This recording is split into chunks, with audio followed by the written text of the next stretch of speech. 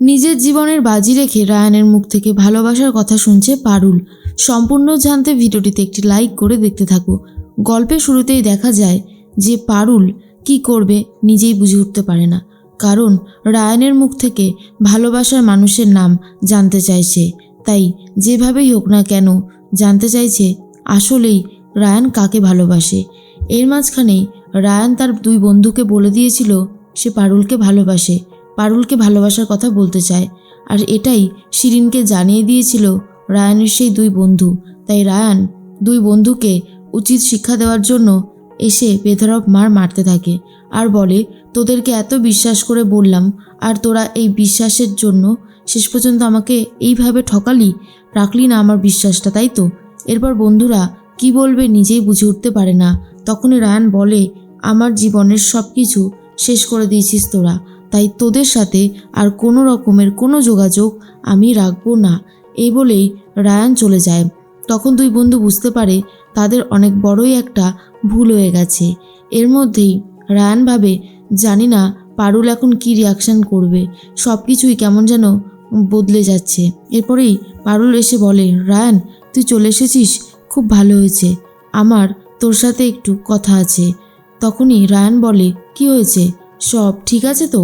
পারুল তখন বলে, চল না আজকে দুপুরবেলায় আমরা একটা জায়গা থেকে লাঞ্চ করি, কেমন হবে তাহলে? পারুলের মুখে লাঞ্চ করার কথা শুনে পুরোই অবাক রায়ান। যে মানুষটা ডিভোর্সের জন্য অ্যাপ্লাই করেছে সে নাকি রায়ানের সাথে যাবে, এটাই রায়ান কিছুতেই বিশ্বাস করে উঠতে পারছিল না। তখনই পারুল বলে, কিরে রায়ান যাবি না? বল না যাবি তো? রায়ান তখন বলে, হ্যাঁ নিশ্চয়ই যাব, কিন্তু তুই যেতে চাইছিস ব্যাপারটা কেমন যেন লাগছে। পারুল বলে, দেখ আগের থেকে এখন আমার শরীরটা অনেকই ভালো, আর তাছাড়া আমাদের তো আর কয়েকদিন পরে ডিভোর্স হয়েই যাবে, তার থেকে আমরা না হয় কিছু সুন্দর মুহূর্ত কাটালাম আর সেগুলোই সারা জীবন স্মৃতি করে রেখে দেব। রায়ান পারুলের কথা শুনে রাজি তো হয়ে যায়। এরপরেই রায়ান আর পারুল দুজন মিলে রেডি হচ্ছে বেরোবে বলে। পারুল মনে মনে ভাবে, বাবা ভুবনেশ্বর, আমি অনেক বড়ই একটা রিস্ক নিয়েছি, জানি না আমার কি হতে চলেছে, তবে রায়ানকে এই কষ্ট থেকে মুক্তি আমাকে দিতেই হবে। মনে মনে ওই ব্যাটাটা ব্যাপক কষ্ট পাচ্ছে আর আমাকেও কষ্ট দিচ্ছে, এটা দীর্ঘদিন চলতে পারে না, এর একটা শেষ হওয়া খুব জরুরি, আর সেই চেষ্টাই আমি চালিয়ে যাব।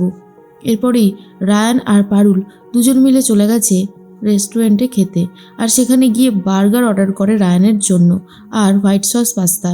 তখনই রায়ান বলে, কি ব্যাপার জন্তু, আজকে আমার এই খাবারগুলো আদৌ হজম হবে তো? পারুল বলে, তুই শুধু শুধু কেন এত বেশি চিন্তা করছিস বলতো? আজকে টাইমটা খুব ভালো করে এনজয় কর না, জীবনে কখন আবার এরকম সময় আসবে আমরা কেউই জানি না, তাই আমরা যদি একটু আনন্দ হইহুল্লোড়ে কাটাই সমস্যা কি আসে, তাই না? তখনই রায়ান বলে, সে তো ঠিকই। এরপরেই পারুল বলে, রায়ান খেতে খেতে অনেক গল্প করবো আজকে, কেমন? এরপরেই খাবার টেবিলে চলে আসলে রায়ান আর পারুল অনেক গল্প করে, তারপরে একটা কাপল ডান্স করতে থাকে। এরপরেই পারুল বুঝে যায় এটাই সেই সময় যখন আমাকে কাজটা করতে হবে। পারুল বলে, এখনও সন্ধে হয়নি, এখন সবে সন্ধে হবে, চল না এই সময় ছাদে যাই, তাহলে খুব মজা হবে। এরপরে রায়ান বলে, কিন্তু এখনও তো রোদ্দুর আছে, তুই এই রোদ্দুরে গিয়ে কী করবি? পারুল বলে, চল না একটু যেতে, তোর কি প্রবলেম হচ্ছে? এরপর রায়ানকে নিয়ে ছাদে চলে যায়। ছাদে গিয়ে রায়ান খুব সুন্দরভাবে সব কিছু দেখতে থাকে আর বলে, কি দারুণ কালার লাগছে, দেখ সূর্যটাকেও কত সুন্দর লাগছে, ভাগ্যিস তুই বললি, না হলে তো এত সুন্দর দৃশ্য দেখাই হতো না। পারুল তখন বলে, কেমন লাগছে তোর আজকের দিনটা? রায়ান তখন বলে, খুব সুন্দর লাগছে, আমার তো ব্যাপক আনন্দ হচ্ছে রে। এরপরই পারুল বলে, যাক তোকে খুশি করতে পেরেছি এটাই সব থেকে বড় কথা। এরপরেই পারুল বলে, রায়ান তোর ভালোবাসার মানুষের নামটা বলে দে না, তাহলে তুইও এই যন্ত্রণা থেকে মুক্তি পাবি আর আমিও। রায়ান তখন বলে, এই জন্যই জন্তু, তুই এই জন্যই আমাকে এখানে এনেছিস, এত ভালো ব্যবহার করছিস, খাওয়াচ্ছিস, আসলেই কারণটা অন্য, তাই তো? কারণটা হচ্ছে এটা। পারুল বলে, দেখ ভুল তো কিছু না, তুই প্লিজ বল না যে তুই কাকে ভালোবাসিস, এই কথাটা বলতে তুই কেনই বা এত সময় নিচ্ছিস, বলে দে, সবটা বলে দে। কিন্তু রায়ান কোনোভাবেই বলবে না বলে ঠিক করে আর বলে, দেখ আমার পক্ষে এসব বলা সম্ভব না, তুই দয়া করে আমাকে জোর জবরদস্তি করবি না। পারুল তখন বলে, কেন করব না, আমার জোর জবরদস্তি করার সম্পূর্ণ অধিকার আছে, তুই প্লিজ বল রায়ান, চুপ করে থাকিস না। কিন্তু রায়ান কোনোভাবেই বলতে চায় না। পারুল তখন বলে, ঠিক আছে, তুই যদি আজকে না বলিস তাহলে আজকে আমি নিজেকে শেষ করে দেব।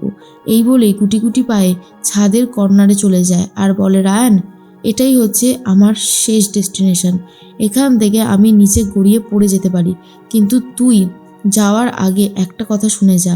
তুই যদি আজকে আমাকে ভালোবাসার মানুষের নাম না বলিস তাহলে কিন্তু এখান থেকে ঝাঁপ দিয়ে আমি নিজেকে শেষ করে দেব। এমনিতেই আমি প্রতি মুহূর্তে জ্বলতে থাকি, কারণ তুই তোর ভালোবাসার মানুষের নাম বলিস না।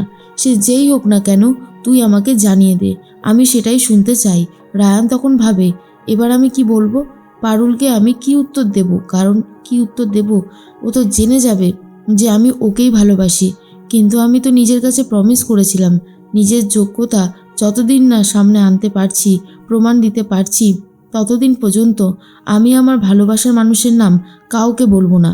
কিন্তু এখন তো দেখছি সিচুয়েশন পুরোপুরি হাতের বাইরে হয়ে গেছে। কি করব আর কি না করব সেটা কোনোটাই বুঝে উঠতে পারছি না। এরপরেই পারুল তখন বলে, দেখ রায়ান, তোর কাছে আর সময় কিন্তু বেশি বাকি নেই, তোকে কিন্তু বলতেই হবে। আর তুই যদি না বলিস তাহলে আমাকে শেষ হতে দেখবি, এটাই কি তুই চাস? রায়ান ভাবে, না, এই সব কিছুর আগে পারুলকে বাঁচাতে হবে। যদি পারুলকে না বাঁচাতে পারি তাহলে ওকে কিভাবেই বা বলবো যে ওকে আমি কতটা ভালোবাসি। এরপর রায়ান ঠিক করে পারুলকে বাঁচাবে আর বলে দেবে যে পারুলকে ভালোবাসে রায়ান, অন্য কাউকে নয়, অন্য কোনো নারীকে নয়, শুধুমাত্র পারুলকেই ভালোবাসে আর পারুলের সাথেই সারাটা জীবন থাকতে চায়। সেই জন্যই তো ডিভোর্সের কথা যতবারই এসেছে ততবারই সরিয়ে দিতে চেয়েছে রায়ান, কারণ রায়ান একমাত্র যাকে ভালোবাসে তার নাম পারুল চক্রবর্তী। আর এটা কিন্তু পারুল অবশেষে জানতে পারছে যে পারুলকেই শুধুমাত্র ভালোবেসেছে রায়ান।